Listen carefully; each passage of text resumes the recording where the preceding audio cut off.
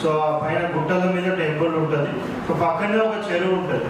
So ఆ location కూడా చాలా పీస్ఫుల్గా ఉంటుంది. అక్కడ పోయి ఎవరైనా తపస్సు చేసుకోవచ్చు, మెడిటేషన్ చేసుకోవచ్చు అంటే కూడా మంచి పీస్ఫుల్ అట్మాస్ఫియర్ ఉంటుంది. సో ఇటువంటి చాలా మందికి తెలియదు.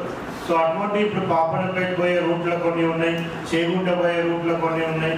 So different type of temples ఉన్నాయి. సో ఇవన్నీ కూడా కొంతమంది టెంపుల్ టూరిజంకి వెళ్ళాలనుకునే వాళ్ళందరూ కూడా సో అన్ని లిస్ట్ ఆఫ్ టెంపుల్స్ ఏవైతే మంచి మంచి టెంపుల్స్ ఉన్నాయో సో అవన్నీ కూడా మనం లిస్ట్ అవుట్ చేస్తూ ఉన్నాం.